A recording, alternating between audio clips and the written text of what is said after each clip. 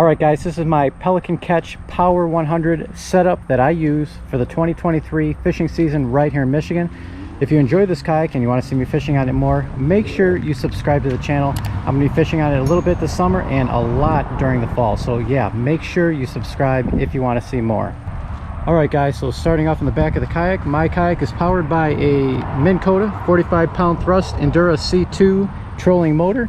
The wiring for it goes right into this plug right here. That's how the Pelican Catch Power 100 works. The wiring goes through the boat and then it comes out under this battery box, which I'll show you now. You just undo this, flip the box open, and that is a LOSSIGY 100 amp hour lithium battery. That's what I've been using to power this kayak for all of my trips so far. I really like it. It's been working really great for me, and yeah, like I said, it's all pre-wired, comes right out of there. Also underneath this battery box, I have a smaller Cabela's battery that I use to power my fish finder, which I'll show you in a minute. But that's what I keep underneath the battery box, and that's a dry storage hatch. All I keep in there is registration for my boat. Near the back of the boat, I keep a small bag for all of my soft plastics. Sometimes I keep that up on my feet, but when I start my trip, it starts off in the back. I have this Plano soft crate that goes inside of my milk crate. I really enjoy this. Inside I have some tackle boxes, bug spray, anything I might need stored in there. I got some pliers there, I got some scissors, whatever I need there. And if you haven't heard me say it before, I'll say it again. This 360 seat, it's amazing. Underneath the seat, what I have right now is I have the rope and my anchor for when I do need it. This is all I use, a small little anchor like that. Nice cheap anchor, nothing special. And like I said, I keep that stored underneath my seat. Over on the side, I have a scale. I have some fish grips in case I catch a pike or some other fish with nice sharp teeth on them, like a bowfin. Got some water. I usually carry 2 water bottles with me when I go on out. Right here, what that is a cup holder from Chemimoto.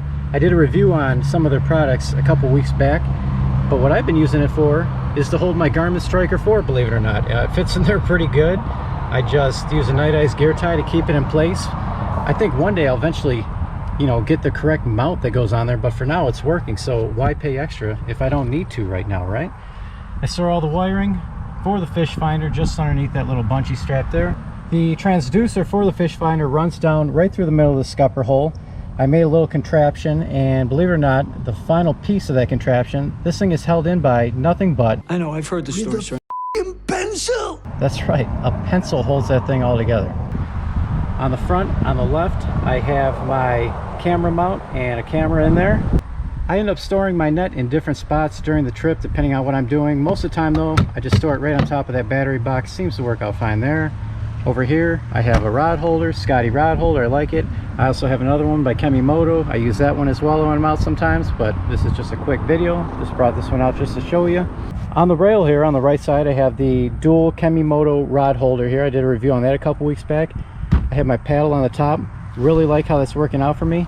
Sometimes I don't want this paddle taking up this whole rail, so sometimes all I'll do is I'll disconnect my paddle. Maybe I'll just have it, hanging out the back there and only attach it to one of those, and that way I can free up some more space. Maybe I want to turn this a little bit more, and that paddle was in the way before. So if I want to do that, that's how I'll go about doing that.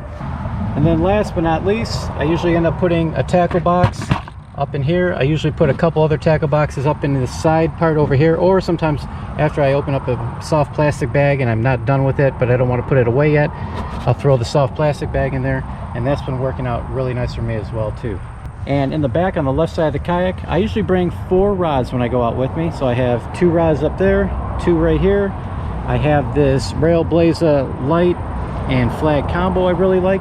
Eventually I want to take this and I want to mount it back here, and that way it'll free up one of my rod holder slots. But for now I have it in one of my rod holder slots, because honestly when I'm on the water I can't really use this rod holder here because my seat is so far back and I end up hitting this with my shoulder. So that's the one downside I found with this kayak, is that to get where I want to be comfortable I need to be kind of further back, and so usually I end up not having a rod in this rod holder, but that's all right because I usually just end up putting it in there while I'm going down the water.